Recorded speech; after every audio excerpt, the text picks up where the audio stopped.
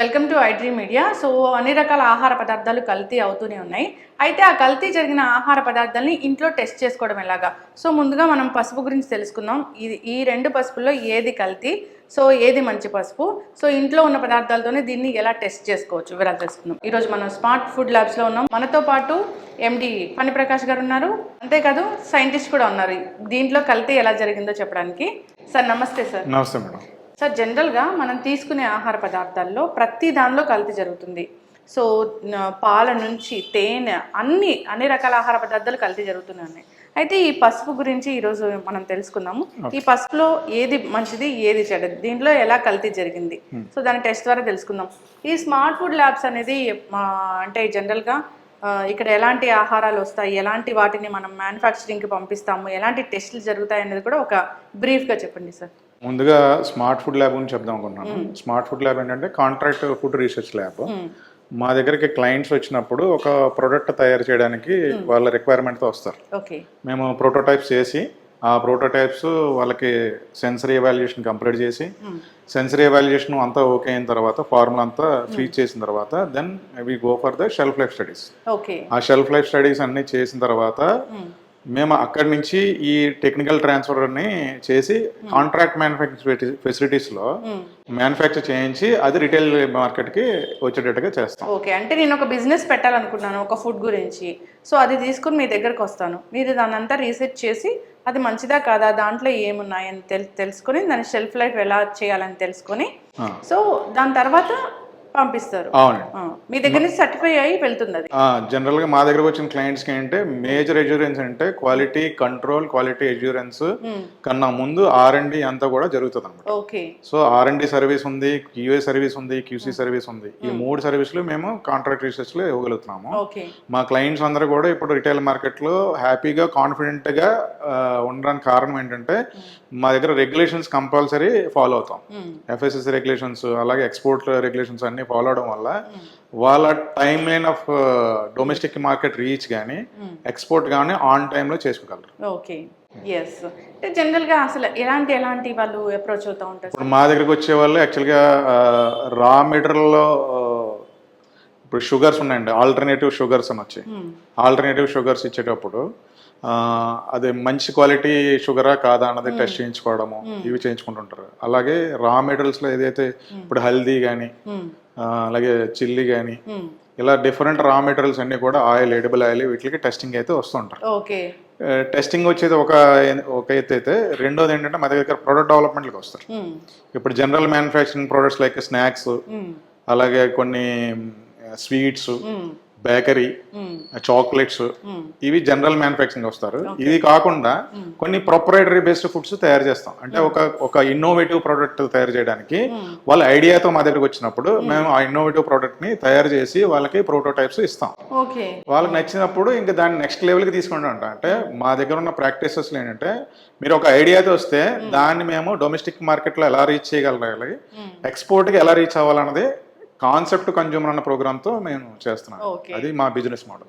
ఖచ్చితంగా అండి, ఎవరైనా ఇలాంటి బిజినెస్ స్టార్ట్ చేయాలి అనుకున్న వాళ్ళు, సో తెలియదు దాన్ని ఎలా టెస్ట్ చేయించుకోవాలి, ఎలా దానికి ఒక బ్రాండింగ్ తెచ్చుకోవాలి అనుకున్న వాళ్ళు ఖచ్చితంగా కాంటాక్ట్ చేయాలని కోరుకుందాం. ఫర్దర్గా మనము ఇంటర్వ్యూ కూడా తీసుకుంటాను సార్ ఫర్దర్గా, సో ఎవరు అప్రోచ్ అవ్వచ్చు అనేది. Yes sir. సో ఈరోజు అయితే మనము పసుపు గురించి తెలుసుకుందాము. జనరల్గా పసుపు అనగానే నిజంగానే భయం వేస్తూ ఉంటుంది. సో కూరల్లో ప్రతిరోజు మనం వాడుతూ ఉంటాము. సో ఇదే కనుక కల్తీ జరిగితే రకరకాల అనారోగ్య సమస్యలు వచ్చే ప్రమాదం కూడా ఉంటుంది. అయితే దీన్ని ఎలా మనం టెస్ట్ చేసి తెలుసుకోవచ్చు ఏది కల్తీ ఏది మంచిదని? పసుపు మనం ఎలా వాడతాము? యాంటీబయాటిక్గా వాడతాం. న్యాచురల్ యాంటీబయాటిక్ పసుపు. అది ఎట్లా? మన ఇంటి దగ్గర అయితే గుమ్మానికి రాస్తాం, బయట నుంచి ఎటువంటి చెడ్డ బ్యాక్టీరియా ఇంట్లోకి రాకుండా. అలాగే ఆడవాళ్ళ స్కిన్కి రాసుకుంటారు, మొహానికి, కాళ్ళకి. సో ఇది కూడా ఏంటంటే యాంటీబయాటిక్ ఇన్ఫెక్షన్స్ ఏమి రాకుండా, ఎందుకంటే తడిలో ఎక్కువసేపు ఉంటారు కాబట్టి, ఏదైనా ఎక్కువ పనులు చేస్తుంటారు కాబట్టి ఇంట్లో. సో ఇవన్నీ ఒక ఎత్తు అయితే, ఇవి ఎక్స్టర్నల్ యాక్టివిటీ. మరి అదే ప్రోడక్ట్ ఇప్పుడు మనం అదే పసుపుని ఎన్ని అప్లికేషన్స్ ఉన్నాయి, ఫుడ్లో కూడా విపరీతంగా వాడతాం. సింపుల్గా ఏంటంటే మనం ఇప్పుడు సదరన్ పార్ట్ ఆఫ్ ఇండియా తీసుకుంటే మీరు రసం అన్నది క్వైట్ కామన్ ఇంట్లో ప్రిపరేషన్ రెసిపీ. అందులో ఖచ్చితంగా పసుపు వేస్తాం. అవును సార్. మీరు ఎప్పుడైనా పసుపుని గమనిస్తే పసుపు ఎప్పుడు కూడా వాటర్లో మిసిబుల్ అవ్వదు, కలవదు, అది తేలిపోతుంది, ఫ్లోట్ అయిపోతుంది. ఓకే. సో ఇది దానికి పసుపు నేచర్ని మనం అర్థం చేసుకోవాలి. ఈ పసుపులో ఏముంటుందంటే కర్కుమిన్ అనే కంటెంట్ ఉంటుంది. ఈ కర్కుమిన్ అనే కంటెంట్ ఏదైతే ఉందో అది మనకి బయో యాక్టివ్గా పనిచేసి యాంటీబయాటిక్గా మన బాడీలో పనిచేస్తుంది. సో ఇటువంటి న్యాచురల్గా గాడ్ గివెన్ గిఫ్ట్ని మనం ఏం చేస్తున్నామంటే to cell this product into lower prices, less ప్రైస్కి అమ్మాలన్న కాంక్షతో కలర్స్ కలపడం వల్ల మీకు అది అడల్టరీ అవుతుంది.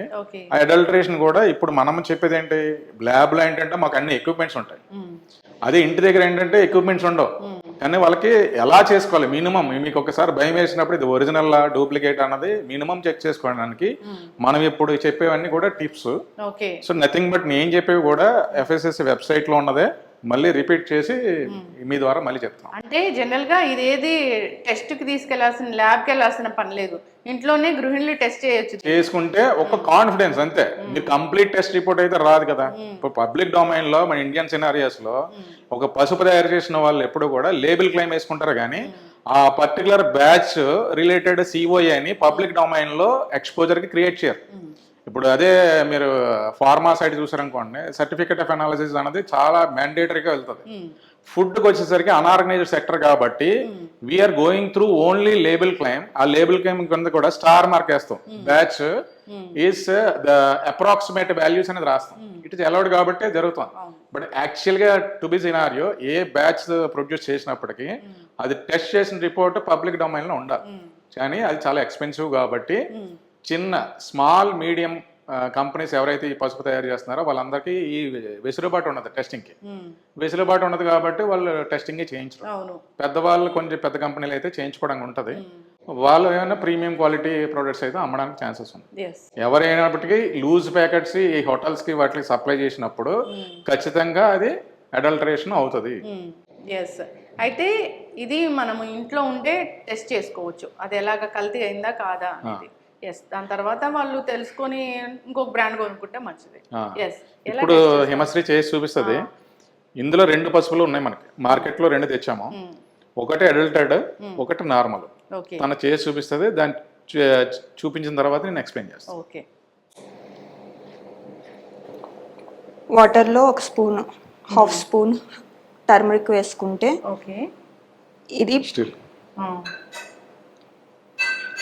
ఇది పేల్ ఎల్లో ఉంది ప్రెసెంట్. నెక్స్ట్ ఇది ఇంకో టర్మరిక్ పౌడరు, ఇంకో బ్రాండ్ వాళ్ళది. ఇది కూడా సేమ్ వాటర్లో డిప్ చేస్తే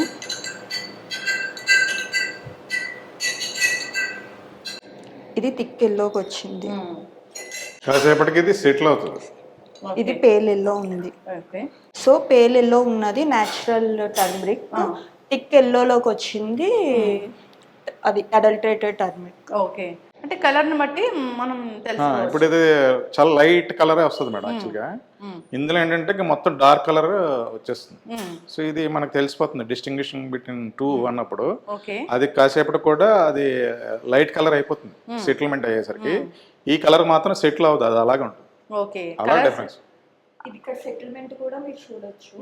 ఇక్కడ పసుపు కాబట్టి ఉండిపోతుంది. ఇది కలర్, ఇది ఫ్లోట్ అవుతూనే ఉంది, సెటిల్మెంట్ లేదు. సో ఈ విధంగా ఇంట్లోనే టెస్ట్ చేసుకోవచ్చు. సో ఇలాంటి గాఢమైన కెమికల్స్ కలిపితే సో ఎలాంటి అనారోగ్య సమస్యలు వస్తాయి?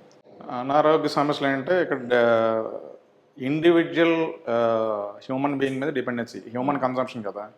హ్యూమన్ కన్సంప్షన్లో ఫర్ ఎగ్జాంపుల్ అందులో హెవీ మెటల్స్ ఉన్నాయి, ఏదో సింథటిక్ కలర్ యాడ్ చేశారు, అందులో హెవీ మెటల్స్ ఉన్నాయి. అవి మీకు బాడీలో ఇంటెక్ తీసుకున్నప్పుడు బాడీలో లంగ్స్ మీద లేదా కిడ్నీ మీద ఏదో ఒక ఆర్గాన్లో రెసిడ్యూ ఉండిపోతే ఆ రెసిడ్యూ యొక్క దుష్ప్రభావం ఉంటుంది.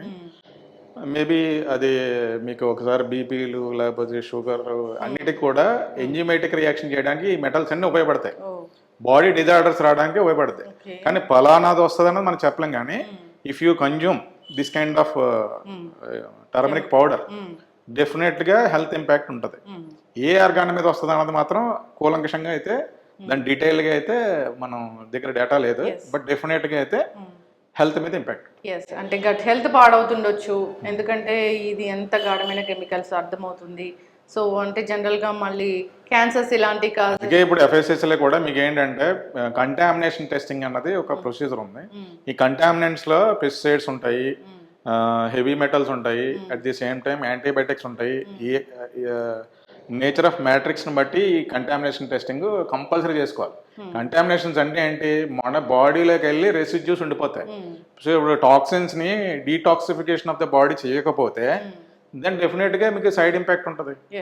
ఒకరికి ఐ మీద ఇంపాక్ట్ అవ్వచ్చు. ఇట్స్ లైక్ డిఫరెంట్ ఆర్గాన్స్ మీద పనిచేసినప్పుడు ఒక డాక్టర్ దగ్గరికి వెళ్ళినా కూడా డాక్టర్ డయాగ్నోసిస్ చేసి కన్ఫర్మేషన్ చేయడానికి it take its own time.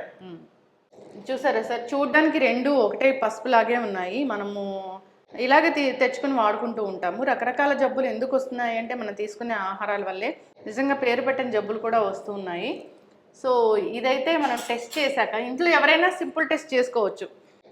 Natural పసుపు అయితే ఇలా సెటిల్ అయిపోతుంది, పేల్ కలర్లో ఉంటుంది. చూడండి అది సింథటిక్ అలాగే ఉంది. ఈ సింథటిక్ కలర్స్ కాబట్టి నిజంగా కలర్ఫుల్గా ఉంది. చాలా మంది కలర్ఫుల్గా ఉందని ఇటువైపు మొగ్గు చూపుతూ ఉంటారు, తెలియదు అసలు దీంట్లో ఎలాంటి కెమికల్ వాడారనేది. ఇలాంటి తీసుకుంటే చిన్నపిల్లలకి ఇలాంటి ఇవ్వడం వల్ల ఎన్ని రకాల అనారోగ్య సమస్యలు వస్తాయి, అసలు వాళ్ళ భవిష్యత్తును మనమే చేతులారా పాడు చేసిన వాళ్ళం అవుతాము.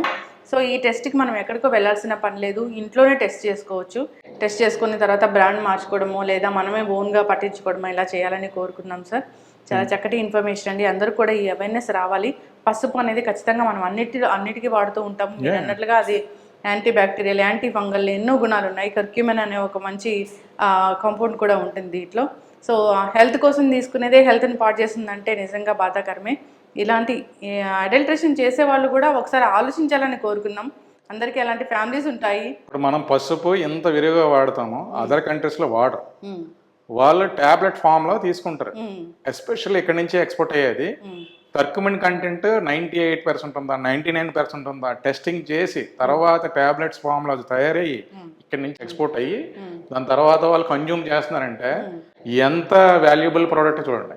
అంటే మనకి ఏంటంటే అడల్టరేషన్ మీద ఉన్న ఫోకస్ తగ్గితే పబ్లిక్ హెల్త్ ఎంత డెవలప్ అయితే. ఫర్ ఎగ్జాంపుల్ నేను ఉన్నానండి, నేను ఒక్కడనే చేసుకోలేం కదా పని, నా దగ్గర పనిచేసే వాళ్ళు అందరూ కూడా పబ్లిక్ హెల్త్లో కన్సిడర్ చేస్తాం కాబట్టి ప్రతి ఒక్కరు హెల్తీగా ఉండడానికి మనమంతూ కృషి అయితే చేయాలి. అది government, private as well as NGOs అందరు కలిపి చేస్తేనే ఈ పబ్లిక్ హెల్త్ని ఒక దారిలోకి తీసుకురాగలం. Yes, thank you so much sir, చాలా చక్కటి ఇన్ఫర్మేషన్ అండి.